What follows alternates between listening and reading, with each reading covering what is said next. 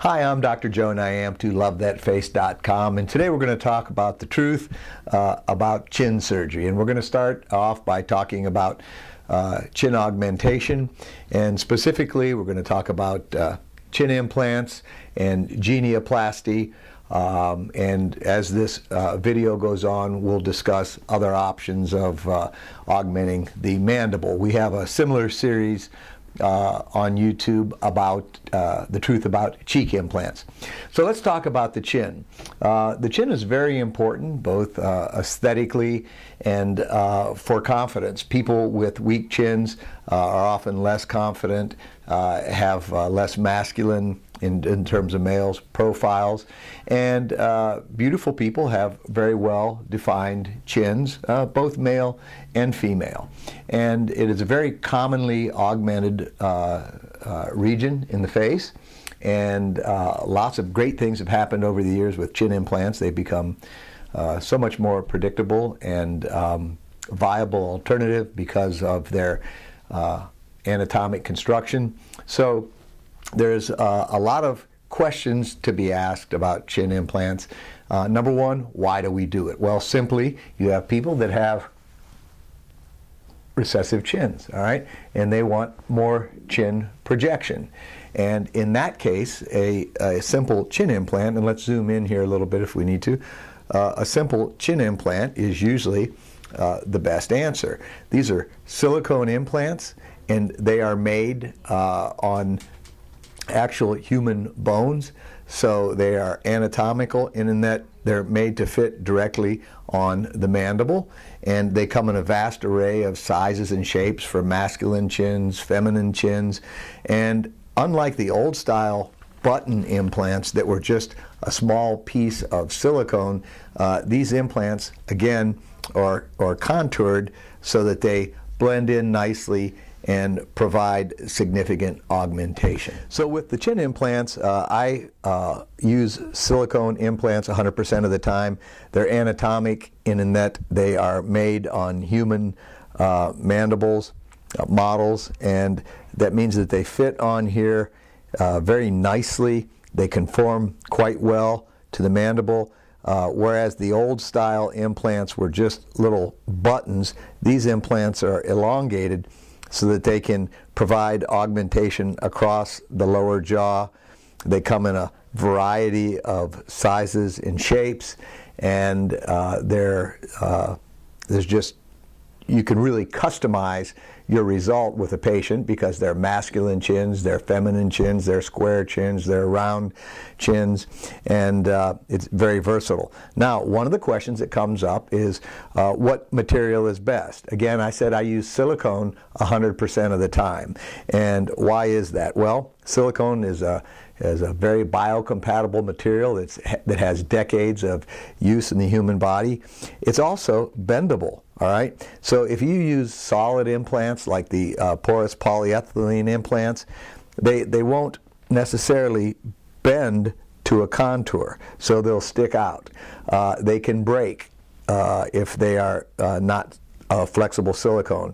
Flexible silicone is very easy to drill, to place a screw to hold the implant in.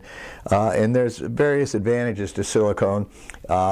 The biggest advantage is if you ever want to change the implant, it's very easy to remove, whereas the porous polyethylene implants can be very destructive to remove, and they can fragment and be very problematic. So again, I prefer the silicone implants. Now, another question I frequently get is, what's the best way to put an implant in?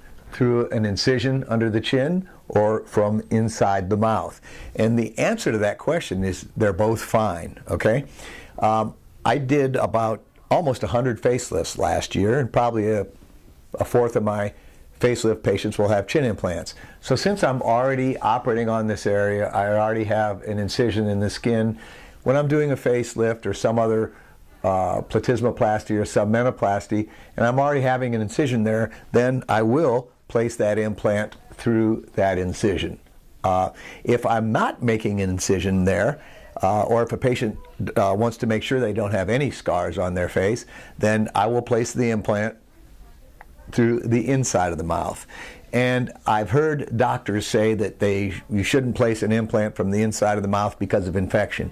I can tell you, I've done this for 30 years. I've placed hundreds and hundreds of these silicone implants, and infection is extremely rare.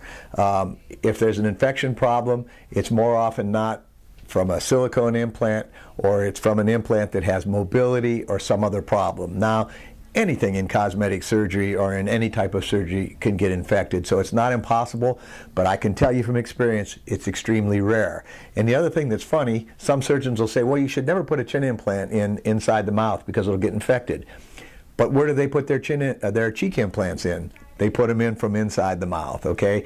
So I can promise you the infection is just no more common intraoral or extraoral. Chin implants are a great option for augmenting the mandible, and one of the really powerful things about facial implants in general is they are permanent, but they're reversible. Now let's talk about that. They're permanent, so what does that mean? Well, when I put my implants in, I always put at least one screw to secure the implants. Now, some doctors fixate them with sutures, which is better than nothing, but they can still be mobile. Some doctors don't fixate them at all, and I'm not saying anything about those surgeons, whatever works well in their hands, but I always fixate all of my facial implants with a micro titanium screw. And when we were talking about infection, or sometimes implants get a bad rap because people say it dissolves the bone under the implant, it is because of micro movement. And again, I have put in hundreds of implants, and when they're screwed in place, I don't see problems with, there's no mobility, and I don't see problems with bone resorption or bone loss. And I see a lot of problematic implants that were placed elsewhere, and people come here to have them fixed. And when I do see significant bone loss, it's 100% of the time with a mobile implant. So using single screw fixation is very important, and if there's a rotational component of the implant, I'll put in another screw, or sometimes a total of 3. And one of the other big problems about implants is the malposition. So when you put an implant in, it might be fine when it's placed, but if it's not fixated, and we might want to zoom in here a little bit, if it's not fixated, it can be placed like this, where the tails are kicked up. It can be placed like this, where the tails are kicked down, or very commonly, it can be crooked in this plane. So you have a lot of bad things that can happen if the implant is not fixated. And if it's fixated, I can promise you it's not going to move. So let's continue our conversation. Now, what if somebody wants to have their chin augmented, but what if they don't want to use an implant? Some people don't want anything foreign in their body, or for whatever reason they don't want to implant. Well, they would be a candidate for what's called a sliding genioplasty. And a sliding genioplasty is when you make an incision inside the mouth, under the lip, you make an incision across the bone, you take that bony segment and you move it forward, or sometimes forward and down. And so that's called a sliding genioplasty. Genio means chin, and plasty means to change. And that's a common way to address chin surgery. Now, some people say, well, should I do this or should I do this? If we're just talking about horizontal advancement, in other words, bringing the chin forward, I'm a proponent of using an implant. It's easier, it's less expensive, it's completely reversible, and most patients do fine with that. However, there are a lot of patients that would rather, or a lot of surgeons that would rather do advancement genioplasties, and it's more surgery. You're cutting bone. There's going to be more recovery, more pain. You have to use hardware, some bone plates to hold this in place, and it's not as easily reversible. So there's pluses and minuses for both uses. However, there are a number of patients that have not only the horizontal deficiency, but they also have a vertical deficiency. So in other words, their jaw is not long enough from here to here, and they have this foreshortened jaw, and they have a very short lower facial third. When we divide our face in thirds, you have the upper third, the middle third, and the lower third. And some of these people, they have a short lower facial third, and their chin is all bunched up like you're seeing on the onlay picture right now in the video. For those type of patients that have a significant mentolabial fold, which if on the outside of the jaw, on the facial skin, under the lip, that's that fold. If they have a deep mentolabial fold and a small chin, you can't do a chin implant. That will actually make the problem worse. In that case, you have to lengthen the mandible. So you actually have to make this jaw longer. And the only way to do that is with a sliding genioplasty. And we make the incision in the bone, we advance it sometimes, but for sure we're making a gap there. And sometimes we'll put a artificial bone graft in there, sometimes we don't. But that allows us to make this jaw longer in the vertical dimension. And that's very important. And for patients that have short lower vertical thirds, that's the operation. Once in a while I'll see somebody try and treat that with a chin implant, and it just looks some people have terrible. Too much chin. All right, so their chin is too big, and in that case we would do a sliding genioplasty to put the chin backwards. So that's a little bit about the implant and about the genioplasty, and now we'll talk about mandibular angle. So what is a mandibular angle implant? Some patients have very nice sculpted jaw lines because they have a very sharp angle from the bottom of their jaw to the back of their jaw. And this is a common thing that people like, and they want that type of definition on their jaw. And if they don't have that, we can use a mandibular angle implant. Now, the implants are clear. This is just a model that I'm showing, and it shows up better for contrast. And this, again, is placed from the inside of the mouth, and it goes on to the jaw, and it sits under the jaw a little bit. And what it does is give not only the sharper angle back here, but it also gives thickness to the jaw. And again, some people just don't have that fullness or that angle. So that's what a mandibular angle implant does. Now, the other thing that we really haven't talked about are custom implants. And you can make custom cheek implants, custom chin implants, custom jaw implants. And what you do is we have a CT scanner in our office, or you can use a CT scan from a hospital, and it makes an actual model of your jaw. So this is somebody's actual jaw, and then we can customize an implant to make it much more specific. So we have total control, whereas the other implants are basically small, medium, large, and extra large. These implants can be made in any dimension.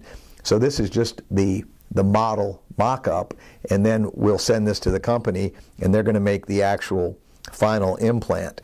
And you can do this with the jaw, you can do it with the chin implant, and you can do it with cheek implants. So custom implants are more detailed, they're more expensive, and there's more that goes into them, but it's a great alternative for some people, especially people that want something very specific, or they may have an asymmetry or something larger or smaller that an off-the-shelf implant won't work. I hope you've enjoyed this segment on facial implants. I've been doing implants for 30 years, as I said earlier. It's really fun. I've watched the implants evolve to where they are today. Silicone implants provide a wide array of choices and very natural and anatomic results. I think it's something that's fun to do, and we do a lot of them. I invite you to look at my website, lovethatface.com, and look at the chin, mandibular angle, and cheek implants, and there's a lot of information and hundreds of before and after pictures on cases that we have done. I'm a lucky guy because my job is my passion, and it's fun just to talk about it. This is Dr. Joe Nyamtu, lovethatface.com.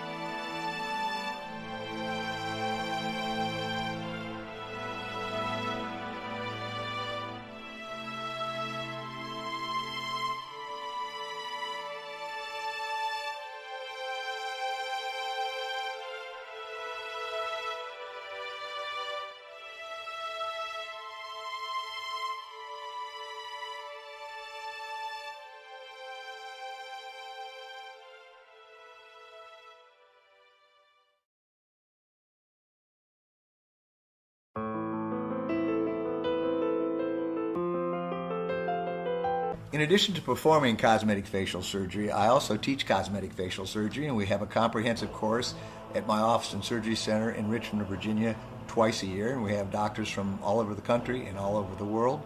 We also offer a DVD series and have DVD individual titles from fillers to facelift, which is available on our website. I'm also very proud of my textbook, Cosmetic Facial Surgery, which has remained one of the best-selling cosmetic texts for doctors over the last several years, and proud to say that it has recently been translated into Spanish.